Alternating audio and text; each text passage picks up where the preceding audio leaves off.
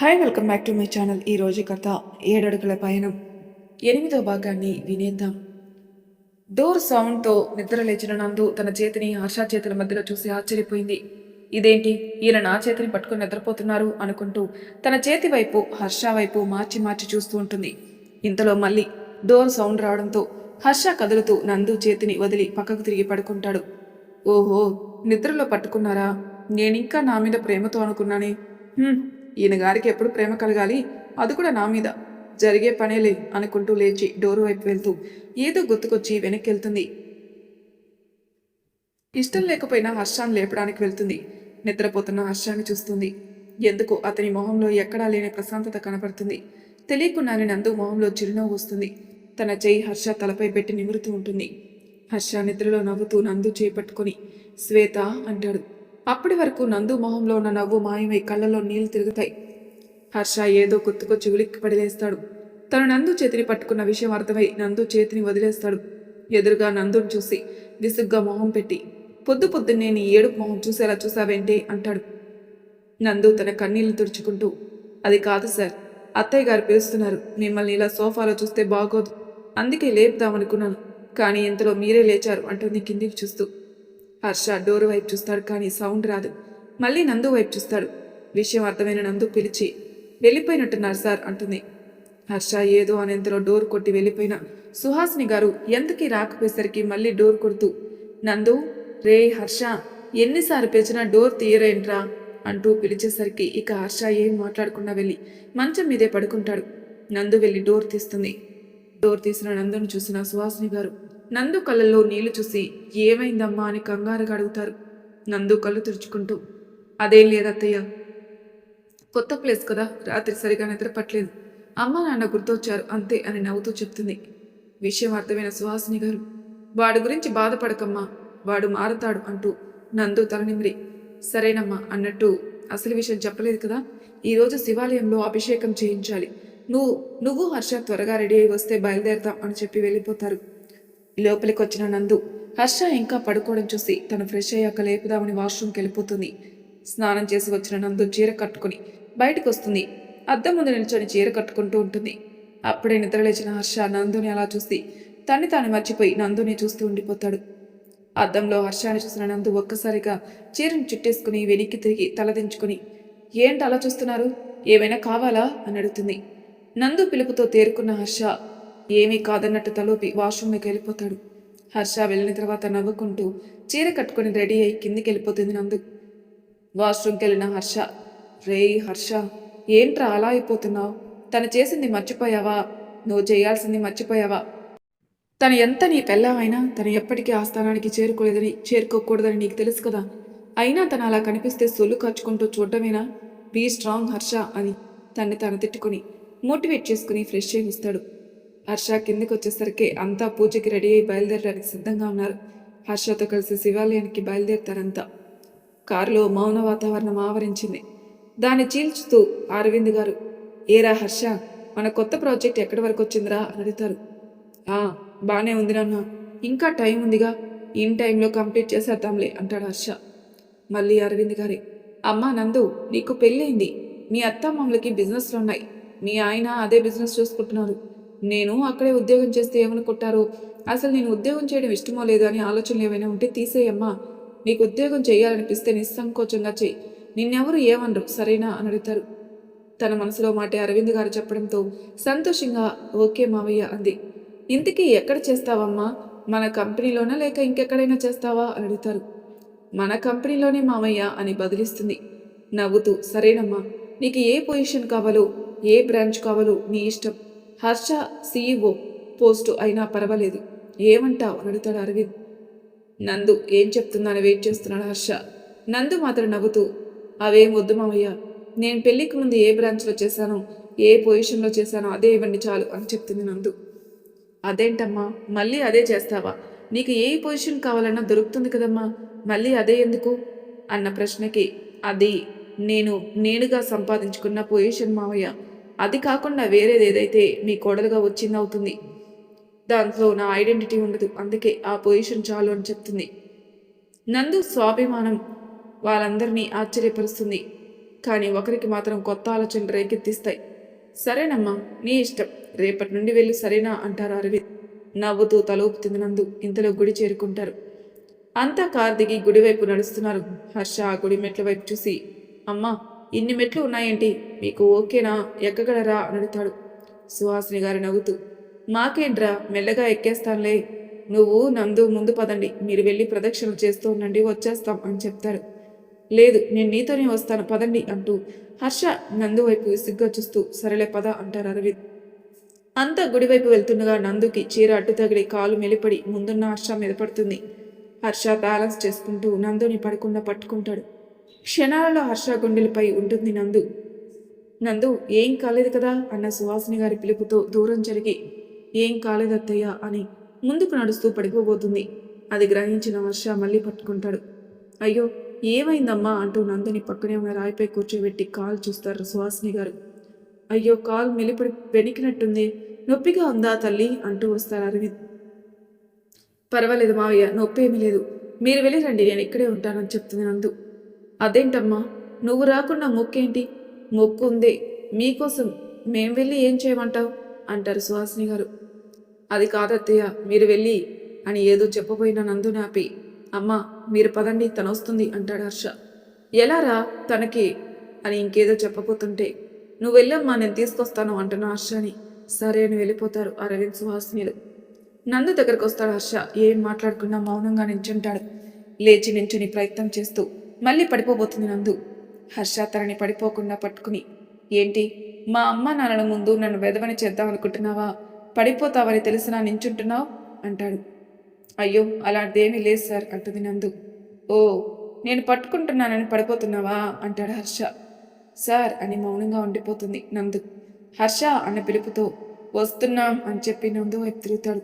సర్లేరా వెళ్దాం అంటాడు హర్ష లేచి నించుని. నడవబోతుంది నందు. నందుని ఆపి, నీకు చెవులు దొబ్బాయా, లేక తెలుగు అర్థం కావట్లేదా అని అడుగుతాడు హర్ష. అర్థం కాక అయోమయంగా చూస్తుంది నందు. ఏంటి అలా చూస్తున్నావు, వెళ్దాం పదా అన్నానే కానీ నువ్వు నడువు వెళ్దాం అనలేదు అంటాడు హర్ష. ఇంకా అర్థం కాక అలానే చూస్తున్న నందు దగ్గరకు వచ్చి అమాంతం ఎత్తుకుని కదులుతాడు హర్ష. అనుకోని దానికి ఆశ్చర్యంగా చూస్తూ ఉంటుంది నందు. ఒరేయ్, ఇది గుడిరా, అందరూ మిమ్మల్ని చూస్తున్నారు, ముందు దించరా అంటారు సుహాసిని గారు. చూస్తే చూడని, ఇప్పుడు దీన్ని దించితే ఈ మెట్లన్నీ పాకుతూ ఎక్కి సాయంత్రానికి వస్తుంది, అప్పుడు మనం పూజ చేయించినట్టే. నాకే అసలు ఆఫీసులో మీటింగ్ ఉంది, పదండి ముందు అని చెప్తాడు హర్ష. ఓరు, నీ మీటింగ్ కోసమా, నేనింకా నీకు నందు మీద ప్రేమ ఎప్పుడు పుట్టిందా అనుకున్నాను అంటారు సుహాసిని గారు. సర్లేరా పదండి అంటారు అరవింద్. మెట్లన్నీ హర్ష నందుని ఎత్తుకుని ఎక్కుతాడు. తనెక్కడ బరువుగా ఉందో, హర్ష ఎక్కడ ఇబ్బంది పడుతున్నాడని ఇబ్బందిగా ఉంటుంది నందుకి. తన ఇబ్బంది అర్థమైన వాడిలా, నీలో కేజీ కండలేదు, నువ్వేం బరువు ఉంటావు, మూసుకొని సరిగా ఉండు అంటాడు హర్ష కోపంగా. సైలెంట్గా ఉంటుంది నందు. అలా గుడికి వెళ్ళి ప్రదక్షిణ కూడా నందుని ఎత్తుకునే చేస్తాడు హర్ష. అభిషేకం పూజ మాత్రం నందుని కూర్చోమంటే కూర్చోలేదని తనని పట్టుకుని నించుంటాడు. ఈయన ఇదంతా వీళ్ళ నాన్న కోసమే చేస్తున్నారు, నా మీద ప్రేమతో అయితే ఎంత బాగున్ను అనుకుంటూ ఉంటుంది. నందు హర్షాన్ని చూస్తూ, నా కొడుక్కి దిష్టి తగులుతుంది అని తన చెవి దగ్గర వినిపించిన మాటలతో తేరుకొని సుహాసిని గారి వైపు చూసి నవ్వుతుంది. పూజ ముగించుకొని అంతా కలిసి ఇంటికి చేరుకుంటారు. హర్ష నందుని ఎత్తుకొని తీసుకెళ్లి సోఫాలో కూర్చోబెట్టి తన రూమ్కి వెళ్ళిపోతాడు. అదేంట్రా, డాక్టర్కి కాల్ చేయకుండా వెళ్ళిపోయావు అన్న పిలుపు వెనక్కి తిరగకుండాని, ఆల్రెడీ చేశాను డాడ్, వస్తూ ఉంటారని చెప్పి వెళ్ళిపోతాడు. అబ్బో, వీడికి నా కోడల మీద చాలా ప్రేమ ఉందే అని సుహాసిని గారితో అంటూ నవ్వుతారు. నందు కూడా వచ్చిరాని నవ్వు నవ్వుతుంది. అంతా కలిసి టిఫిన్ చేస్తారు. ఈలోపే డాక్టర్ వచ్చి చెక్ చేసి, బెనకలేదు కానీ లోపల నరం నొప్పి పుట్టినట్టుంది, ఈ టాబ్లెట్స్ వాడండి అని చెప్పి వెళ్ళిపోతారు డాక్టర్. హర్ష కూడా రెడీ అయ్యి ఆఫీస్కి బయలుదేరుతూ, వెనక్కి రెస్ట్ తీసుకుంటావా, పైన రూమ్ తీసుకెళ్ళనా అని అడుగుతాడు. ఆశ్చర్యంగా చూస్తున్న నందుని నిన్నే అంటూ పలకరించేసరికి ఇక్కడే ఉంటానని చెప్తుంది. సరే అని వెళ్ళిపోతాడు హర్ష. మధ్యాహ్నానికి నందు కాలు కొంచెం బాగవుతుంది. అలా అవ్వడమే ఆలస్యం, మళ్ళీ ఇంట్లో పనులు అంటూ తల మునకలైపోతుంది నందు. సుహాసిని గారు ఎంత వారించినా వినదు. ఇక ఆవిడే తగ్గి తనకి హెల్ప్ చేశారు. రాత్రి 9 అయినా ఇంకా హర్ష రాకపోయేసరికి అత్త మామలకి భోజనం పెట్టేస్తుంది. నువ్వు కూడా తిను అంటే హర్ష గారు వచ్చాక తింటానంటూ ఉంటుంది. వాళ్ళకి టాబ్లెట్లు వేయించి, మీరు పడుకోండి, హర్ష గారు వచ్చాక నేను వడ్డిస్తానులే అని చెప్తుంది సుహాసిని గారికి. సరే అని వెళ్ళిపోతారిద్దరు. రాత్రి 10 అయినా హర్ష రాకపోయేసరికి ఫోన్ పట్టుకుని హాల్లో కూర్చొని ఉంటుంది నందు. అలా కూర్చుని ఎప్పుడు పడుకుందో తెలియదు. హర్ష కారు హార్న్ వినిపించేసరికి ఉలిక్కిపడి లేచింది. వెళ్ళి డోర్ ఓపెన్ చేసి హర్ష కోసం చూస్తుంది. హర్ష మామూలుగా వచ్చి నందుని దాటి ముందుకు వెళ్ళిపోతాడు. "హ్మ్, ఈయన గారు వాళ్ళ నాన్నగారు ఉంటేనే మాట్లాడతారేమో" అనుకుంటుంది నందు. తన మనసులో మాట వినిపించిందేమో. హర్ష నందుని కోపంగా చూస్తాడు. అమ్మో, ఈయనకి మనసులోవి కూడా వినిపించేటట్లున్నాయే అని భయంగా చూస్తుంది హర్షని. హర్ష మళ్ళీ మామూలుగా తన రూమ్కి వెళ్ళిపోతాడు. ఫ్రెష్ అయి డైనింగ్ టేబుల్ దగ్గర కూర్చున్న హర్ష కళ్ళు దేనికోసమో వెతుకుతున్నాయి. అది అర్థమైన నందు వడ్డిస్తూ అత్తయ్య వాళ్ళు తినేసి పడుకున్నారు, టాబ్లెట్లు కూడా వేసుకున్నారు అని చెప్తుంది. హర్ష మౌనమై భోజనం చేస్తాడు. హర్ష తినేసి హ్యాండ్ వాష్ చేసుకుంటూ ఉండగా సుహాసిని గారు బయటకు వస్తారు. నందు, వచ్చాడా వాడు అని అడుగుతారు. హా, వచ్చారు అత్తయ్య, ఇప్పుడే భోజనం చేశారని చెప్తుంది నందు. హర్ష నేరుగా తన రూమ్ వైపు వెళ్తూ ఉంటాడు. మరి నువ్వు తిన్నావా అని అడుగుతారు సుహాసిని. ఇప్పుడు తింటానత్తయ్య అని చెప్తుంది నందు. ఆ మాటతో వెళ్తున్న హర్ష ఆగిపోయి వీళ్ళ మాటలు వింటాడు. ఇంకా తినలేదా నువ్వు? వాడితో తింటానన్నావు కదా అని అడుగుతారు సుహాసిని గారు. ఇప్పుడు తింటాను కదా అత్తయ్య అని అంటున్న నందుని ఆపి, అయినా నిన్ను కాదు, ఇంట్లో భార్య ఉంది, నా కోసం చూస్తూ ఉంటుంది, త్వరగా ఇంటికెళ్ళాలని వాడికి ఉండాలి కదా. పోనీ లేటుగా వచ్చిన వాడు తింటూ అయినా వడ్డిస్తున్నా దాన్ని అడగాల నువ్వు తిన్నావా అని. అది లేదు అంటున్న సుహాసిని గారితో. ఆఫీస్లో ఏదో వర్క్ ఉండి ఉంటుందిలే అత్తయ్య అని చెప్తుంది నందు. "హ్మ్, నువ్వు ఇలా వెనకేసుకు రాబట్టే వాడలా తయారయ్యాడు" అంటారు సుహాసిని గారు. అది సరే, మీరెందుకు లేచారు అత్తయ్య అని అడుగుతుంది నందు. వాటర్ బాటిల్ మర్చిపోయానమ్మా, అందుకే లేచాను అని చెప్తారు. నందు వాటర్ బాటిల్ తెచ్చి ఆవిడకిచ్చి తను భోజనం చేసి గదికెళ్ళేసరికి హర్ష సోఫాలో కూర్చుని ల్యాప్టాప్లో వర్క్ చేసుకుంటూ ఉంటాడు. డోరు వేసిన సౌండ్తో నందుని చూసి, ఏంటి, నా కోసం తినడం మానేసి నన్ను దోషించేద్దాం అనుకుంటున్నావా అని అడుగుతాడు. అయ్యో లేదు సార్ అని ఏదో చెప్తున్న నందుని, ఇక నీ డ్రామాలాపు, మా వాళ్ళ దగ్గర ఉత్తమ భార్య ఉత్తమ కోడలని అవార్డు కోసం నీ నాటకాలు కట్టిపెట్టు. వాళ్ళిస్తారేమో నీకు ఆ అవార్డులు, నేను కాదు. మర్యాదగా రేపటి నుండి ముందే భోజనం చేయి, నా కోసం వెయిట్ చేయకు అని సీరియస్గా చెప్తాడు హర్ష. నందు కళ్ళ నీళ్లతో, నా భోజనం నా ఇష్టం, నాకు నచ్చినప్పుడు తింటా, మీకేంటి అని అంటూ వెళ్ళి చాకు తెచ్చుకొని సోఫా పక్కన వేసి పడుకుంటుంది. ఓయ్, ఏం చేస్తున్నావు? మంచం మీద పడుకోవడం మానేసి కింద పడుకుంటున్నావేంటి అని అడుగుతాడు హర్ష. మీరు కూడా మంచం వదిలేసి సోఫాలో పడుకున్నారుగా అని అడుగుతుంది నందు. అది నా ఇష్టం అని చెప్తాడు హర్ష. ఇది నా ఇష్టం అంటుంది నందు కళ్ళు మూసుకొట్టు. ఓయ్, ఏసీకి ఫ్లోర్ అంతా చల్లగా అయిపోయింది, కింద పడుకుంటే చలికి జ్వరం వస్తుంది, అప్పుడు నేనే ఏదో చేశానో పట్టించుకోవట్లేదు అనుకుంటాను మా డాడ్ అంటాడు హర్ష. ఏదో తెగ పట్టించేసుకుంటున్నట్టు అని మనసులో అనుకుంటూ, అలా అయితే మీరు మంచం మీద పడుకోండి, నేను సోఫాలో పడుకుంటాను అంటుంది నందు. నో అంటాడు హర్ష. అయితే ఇది నో అంటుంది నందు నవ్వుకుంటూ. ఇక తప్పక ముభావంగా వెళ్ళి మంచం మీద పడుకుంటాడు హర్ష. నవ్వుకుంటూ సోఫాలో పడుకుంటుంది నందు. అయితే మీ వీక్నెస్ మీ నాన్నగారు అన్నమాట, చెప్తాను మీ పని అనుకుంటూ నిద్రపోతుంది నందిని. సమయం 5 గంటలు. అలారం సౌండ్తో మేలుకున్న నందు ఎక్కడ హర్ష లేస్తాడని కళ్ళు తెరవకుండానే అలారంని ఆఫ్ చేస్తుంది. లేచి బెడ్ మీద చూసేసరికి హర్ష కనిపించడు. దెబ్బకి నిద్రమత్తు మొత్తం వదిలి చుట్టూ చూస్తుంది. ఎక్కడ హర్ష కనిపించడు. ఏమైపోయారైనా అనుకుంటూ బాల్కనీ లోపలికి వెళ్ళేసరికి అక్కడే చైర్లో కూర్చొని ల్యాప్టాప్లో ఏదో వర్క్ చేసుకుంటున్నాడు. ఇక్కడున్నారా? ఇంత పొద్దున్నే ఎక్కడికి వెళ్ళిపోయారా అనుకున్నాను. అయినా ఏంటి ఇంత పొద్దున్నే బాల్కనీలో? చలికి జ్వరం రాదా? ఏం చెప్తాం, మన మాట వింటారా ఏంటి అనుకుంటూ ఉంటుంది నందు. నందు పక్కనే నుంచున్న విషయం తెలిసినా తెలియనట్టు వర్క్ చేసుకుంటూ ఉంటాడు హర్ష. ఇక చాలాసేపు చూసి చూసి ఏమీ మాట్లాడలేదని కిందికి వెళ్ళిపోతుంది నందు. నందు వెళ్ళిపోయిందని కన్ఫర్మ్ అయ్యాక వెనక్కి తిరిగి, దీనికి కొంచెం కూడా కన్సర్న్ లేదు, ఒకడిక్కడ చలిలో కూర్చున్నాడు, కనీసం కాఫీ అయినా తాగుతాడేమో అడుగుదామని లేదు. అయినా అది కాఫీ ఇస్తే నేను తాగడం ఏంటి? నో, అది ఎంత నా ఫ్రెండ్ అయినా ఇప్పుడు నా భార్య మాత్రం కాదు అనుకుంటూ వర్క్ చేసుకుంటాడు. ఇంతలో నందు హర్ష దగ్గరకు వచ్చి కాఫీ అని చెప్పి చేతికి ఇవ్వకుండా కనీసం హర్షాన్ని కూడా చూడకుండా అక్కడ టేబుల్ పైన పెట్టి వెళ్ళిపోబోతుంది. నీ కాఫీ నాకేం అవసరం లేదు, తీసుకుపో, కావాలంటే నువ్వు ఇష్టపడే వాళ్ళకి, నిన్ను ఇష్టపడే వాళ్ళకి ఇచ్చి వాళ్ళి పడే, నన్ను కాదు అని కోపంగా అంటాడు. మీ ఇష్టమైనా నాకు మిమ్మల్ని బ్రతిమలాడే టైం కూడా లేదు. కాకపోతే ఒక విషయం, మామయ్య గారు నన్ను కావాలంటే సీఈఓని చేస్తా అన్నారు.